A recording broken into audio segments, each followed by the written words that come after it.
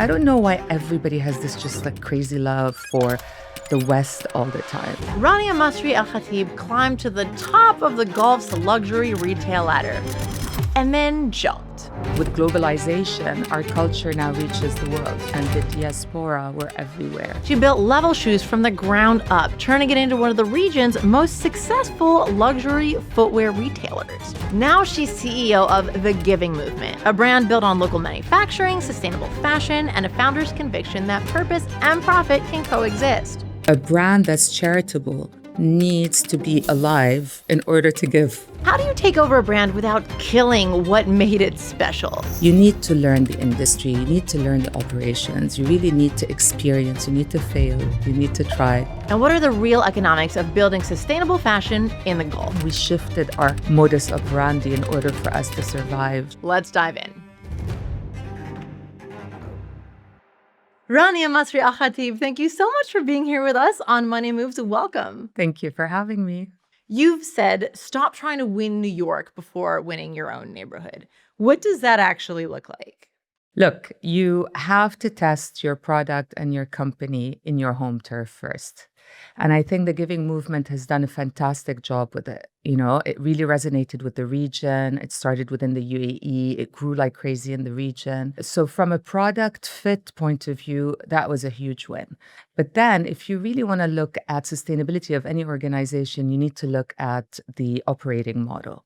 And you want to kind of try to grow as close as possible to your region first. And I don't know why everybody has this just like crazy love for the West all the time. And I think what I love with the Giving Movement is that we're born here.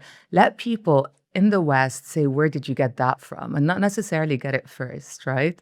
So we're going to make sure that, you know, this is our hub and our region is our first place to play.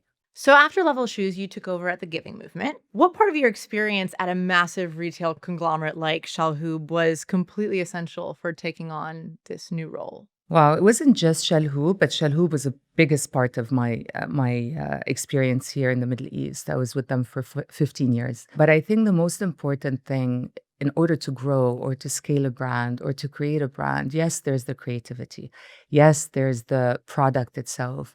But in order to sustain that growth and make sure that you create a profitable organization, you need to learn the industry. You need to learn the operations. You really need to experience. You need to fail. You need to try. Now, again, within Shalhoub, alhamdulillah, and I think that, you know, I didn't leave them in any bad shape. But, you know, you were testing with bigger budgets. You were trying with a much more solid organization. It wasn't a startup. So there was a lot of room to take risk, you know. And, you know, the CEO at the time, Patrick Shalhoub, is a visionary. He's a risk taker. But then when I was given the chance to work in transformation, that gave me a completely new look at it. It was like, I call it the PhD of retail, if you wanted a PhD of retail, I would say. So that part is what's really now driving me to see how I can scale this business to where it deserves to go. The Giving Movement has all the outside signs of success: stores, celebrities, this mission, a founder exit. But you said it nearly didn't survive and that early mistakes almost shut it down. What were they? I don't think there's any startup that didn't have these instances where it didn't survive, right? Because, you know, a lot of businesses focus so much on growth and they don't focus on sustainable growth. Okay, there is this culture that we've inherited from, I would say, from the US, from Silicon Valley, you know, the whole VC mindset of just focus on, you know, on GMV, just focus on your top line because you're creating value, you're creating valuation. You know, valuation is, you know, 10x and I don't know what, because everybody's thinking with a mindset of exiting. And that mentality can ruin an organization very quickly. So yeah, indeed, thank God the investors that were in place, you know, the board and the senior leadership of the organization realized that it doesn't mean anything to be at $100 million if you're, you know, if you're not, if you don't have enough cash to make it a month or 2 months into the play. That's what it means. Brands and concepts that are part of a big organization are fine because even if they're not making it, they have a lot more patience for a brand and a company to break even or to start being profitable because they're funding it from more mature companies within the group. But you don't have that luxury when you're a standalone business and brand and startup, if you want to call it. When you stepped in as CEO, what did you only fully understand 3 months in that you couldn't see from the outside? To be honest, how huge the brand equity was and how loyal and engaged the community is. So that was a huge surprise to me. I mean, I knew about the brand. I thought that I was in the know because I'm in the industry, because I knew the founder, because I follow certain accounts. But I didn't realize how big the impact was that the brand had already, which is, thank God. So it gives me more time to be able to work on the, behind the scenes. How challenging was it to take over a company like that after the founder exited? Look, it wasn't very challenging because the company is quite young. The culture was already very strong.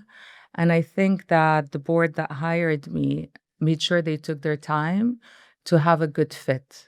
So it wasn't. And I think there's a lot of the employees that I inherited and that I respect a lot have been there since day one. And we try as much as possible to continue the vision and the mission of the brand that was created from the beginning. I'm not trying to completely transform and change what was there. So yeah, exactly. That balance between honoring what the founder built and like bringing I in said, your own ideas. Yeah, there's a huge brand equity. It works. Let's build on it. Yeah. So you don't have to reinvent the wheel. I didn't works, have don't to. fix And I it, didn't right? take a company that had a bad culture. The most difficult thing is to fix, to bring back a company to a culture of productivity, a culture of kindness, the culture was very strong.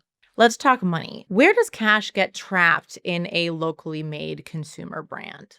Inventory mostly really sits with inventory. And it's especially, I say consumer brands, depending, I'm going to talk about fashion, because fashion, you really need to plan and design 6 to 8 months in advance. The UAE has spent decades trying to produce a globally significant homegrown consumer brand.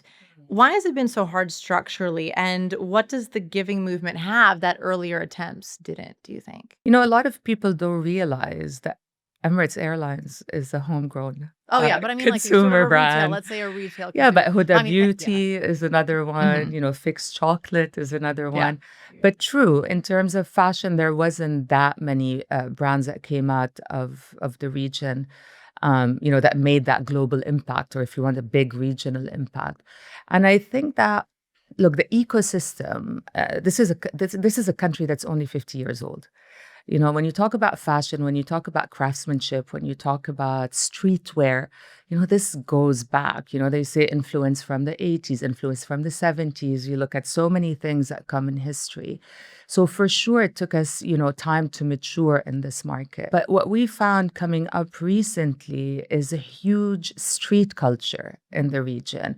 And social media helped accelerate adoption of a lot of homegrown brands. Now it's quite a mature market. Now, there's a lot of brands, there's a lot of expertise, etc.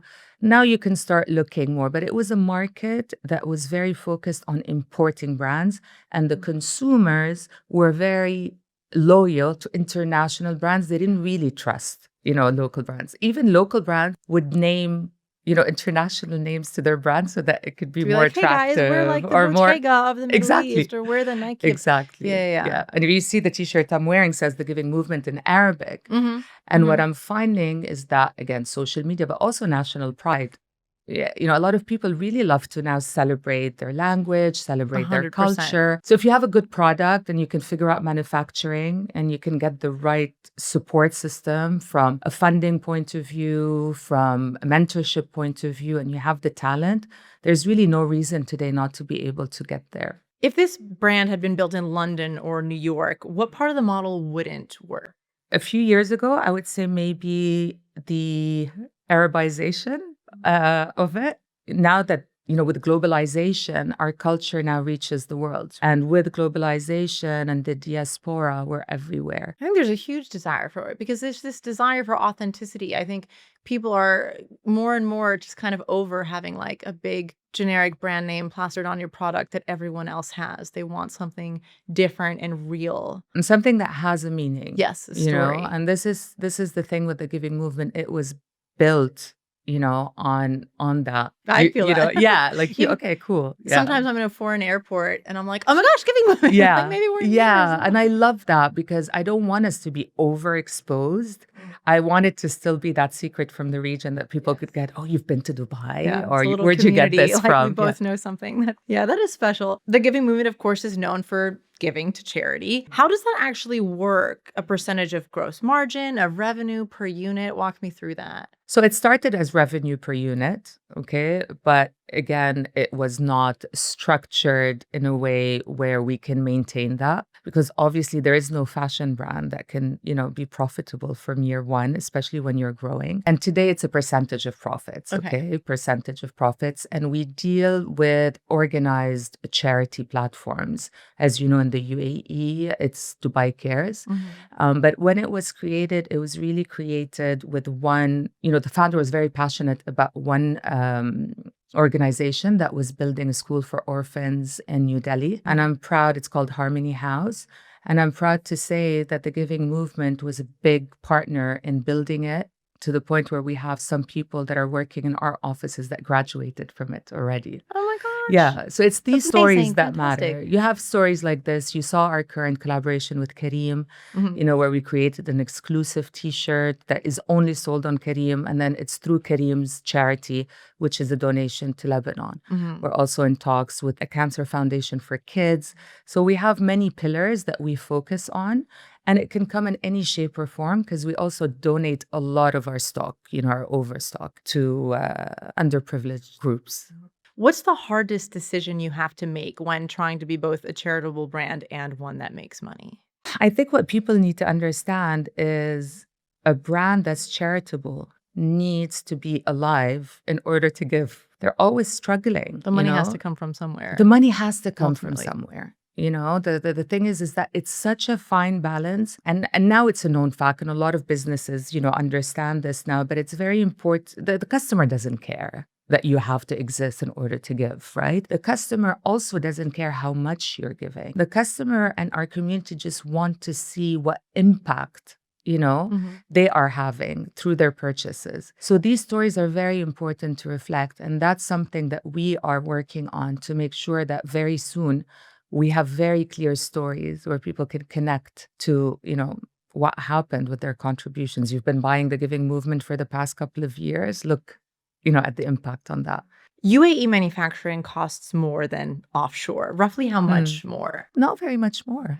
So, why is it worth, is it more worth it to you than, save a little bit by going and manufacturing Vietnam or China? No, it's not at all a question of cost. So we kept a certain percentage of our production local, okay, because our factory here knows us, understands us by now. They know the brand, etc. And we can, go very quickly. And this manufacture during the conflict was a blessing because we were able to turn around things very quickly. Yeah. But there are certain techniques and there are certain machinery that we still don't have in the UAE. And this is why the most important thing for us, is to make sure that our customer and for the customer is for them to get the best quality. What you care about is the sustainability in the sense that if I buy this, I don't want to have to, throw it or I want it to last. And our product lasts. And that's really funny because I'm always saying, why are we not acquiring new customers? They're like, what's our customer lifetime value? And they're like, it's so long, because our customer does not have to repeat the purchase of a hoodie once they have their hoodie. So it's just a question of skill set that is needed and machinery that we need in certain fabrications that we still don't have in the Middle East. When you walked into the Giving Movement, what was the first number you asked to see and why? I already knew the revenue, but the first thing I asked is, what are the margins on the product? I think And that why? because for a fashion brand to really survive, and this is the biggest mistake designers do, and the biggest mistakes brands do. They come in, they have the creative vision, and a lot of them are marketeers, so they can come in with a great story. And then they say, I'm going to price this product at 100. So I want to make, I don't know, 50, 40%, and they're happy. But then they forget that you need wholesale. Where do you put the cost of everything that you have to put from marketing to people, to your platforms, to your performance marketing? Where does that go? And so many of these people that I have mentored in the past, this is where they fail. So if you have a good, healthy margin as a brand, you can really give yourself a lot of leeway to make mistakes. It's crazy. This is again when you say, what's the experience you're bringing into the table? That's what's missing in this ecosystem. We have a lot of great ideas. We have a lot of creative people, but we really need the big guys to mentor. And you need the designers and the people with the ideas and the entrepreneurs not to just think from a creative lens and from a marketing social media lens. Because yes, your product might fly, but it won't last. Mm-hmm. And what needs to be done to sort of change that mindset so that fewer people make these mistakes? I think it's just purely education. But you know what? It's quite a global mistake in this industry. It's not that it's something that, one of the amazing things at Shalhoub is when they had, we launched the greenhouse, which was an incubator, accelerator.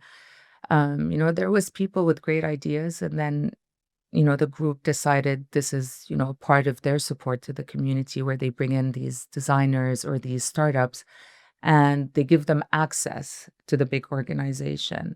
You get a lot more agility and creativity and new ideas from them. And then they get to experience what a solid, sustainable business looks like. You're running a business the founder just sold to its investors. What's the one thing you have to get right in the first 12 months? Pre-conflict or after conflict? Oh, good question. I think as a CEO, obviously the board always has, certain KPIs and things that you want to meet. And it all depends if you're going in for a turnaround or are you going in, to a healthy organization that you want to scale. The most important thing is for me to take your first 90 days, get to know everybody, get to listen, get to look at the data as much as possible, have the voice of the consumer, and then put your vision in place. Your vision is your passport, and it's the one that's going to take your whole team forward with you. It's the one that's going to convince your board to invest, more, convince further investors, and align all of us on, one direction and make it simple. What former instincts have you had to unlearn going from the old job to the current job? Look, I started my career in the UAE with a group called Azadea Group.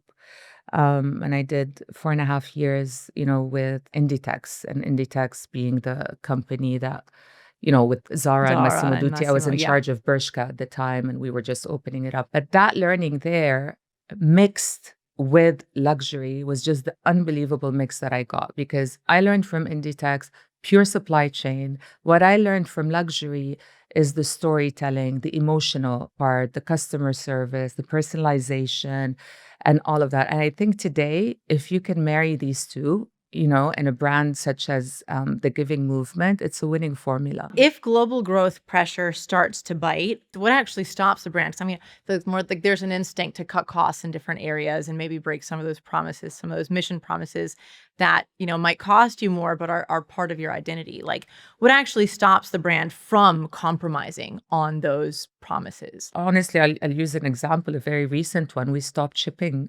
internationally. And because I wasn't confident that the customer experience is the right customer experience. We have the tariffs in the US, and, with the checkout, they get to know about this after the checkout. And we had so many people very frustrated. I don't want people to pay, a hoodie double the price because of shipping. I just don't. As much as you want it, I don't. It's not fair.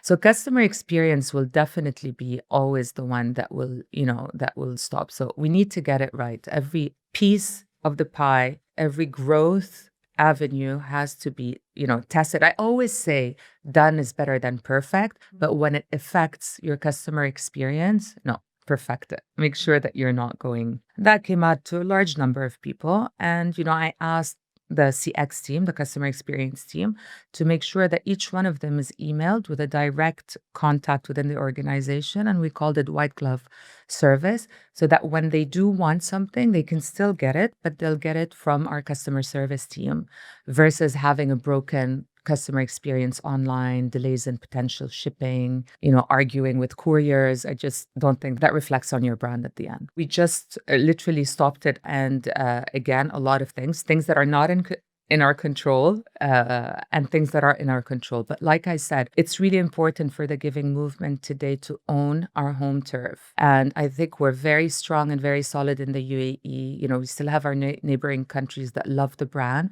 And once this is the focus, right? Because you can't be everything for everyone, right? You really need to start and make sure that you're focused. And that's our focus right now. We're seeing costs for fuel, manufacturing, transport go up all around the world due to regional conflict, geopolitical tensions, and all this uncertainty hitting the region and the wider world. How has that affected your decision-making process? I mean, look, it's all very fresh. Okay, it's all very fresh today. We were very lucky to be able to have enough stock here to fulfill. We did not touch our prices, not touch our employees, our people. We really wanted to maintain. Yesterday, I was listening to a lot of very positive talks coming from ministers within the country. And the direction is things have slowed down, but the vision remains the same. The ambition remains the same. So for us, the most important thing is for us to assess what the scale of this is, because very soon, inshallah, things will open up again. Logistics will go back to normal. So you don't want to be too reactive. And if we need to take a small hit, we'll take it. But so far, we've been okay. I want to ask you for 2 rules for a Gulf founder building a homegrown consumer brand today. Understand your market. Don't try to copy something that you've seen or that you've loved and try to just force it into the market and mold it into it. So that's one rule. Do you have another one? Another rule, and don't build alone. Do you have plans to open up stores in Europe or in the States? I mean, I think they'd take off. For sure. We're open to the US, we're open to the UK. I love seeing, for example, I have a teenage daughter, Aya, and when she was in London recently, I'm speaking to her and I'm like, where are you guys going? She's like, we're going to Saddle. I'm like, you're in London. You're going to Saddle in London? She's like, yeah. And Saddle is a homegrown concept here, okay, a cafe. And he was so brilliant because he opened in London, he opened in south of France, and he opened in Courchevel. Oh, wow. And what I love about that, why? Because his customers and community go there. And what's crazy is that they go there and they prefer, again, like I said before, you're just loyal to a brand. Mm-hmm. So, Feels like home. So if that's what I need to do with the giving movement, we'll do it. If someone forgets everything else, what's one principle about building a homegrown consumer brand in this region that they should keep and remember? Community and culture. Homegrown, means that it needs to resonate with the people in the home and that they need to resonate with the message. What would you say if you could pinpoint a moment or a decision or an event that was the most stressful thing so far that you've experienced since you began this job? Not so long ago in October. What was that moment? Definitely 28th of February. There was we were really excited and we had put in the vision, we had finished the vision and we had presented it and we had structured based on that. And there was a lot of promises that were given to the teams. And there was that, I would say the first 15 to 30 days of the conflict where it was suddenly everybody's lost and you don't know what you're doing, right? And we had to quickly move into, okay, let's look at it week by week and let's just focus on getting task forces in place and forget what we were talking about just for that period. Now we're back to that, that vision and these plans and that focus. But for a certain period of time, we shifted our modus operandi in order for us to survive during that time, and shifted also, for example, our whole strategy in marketing, our whole strategy in content, the product, a lot of things. What's the biggest piece of advice you would give other leaders who might have to navigate their teams through crisis? Protect your people. What's next for the giving movement? A lot. We're very, very excited about, first of all, we're so happy because Made was just fantastic. And like I said, we really want to conquer, our region. We want to be able to send the giving movement to everyone. My dream and all our dream, the team is to see everyone all over the world wearing the giving movement one day. Well, on that note, that wraps us up. Rania Masri El Khatib, thank you so much for hanging out with us today. I love this conversation. Thanks so much.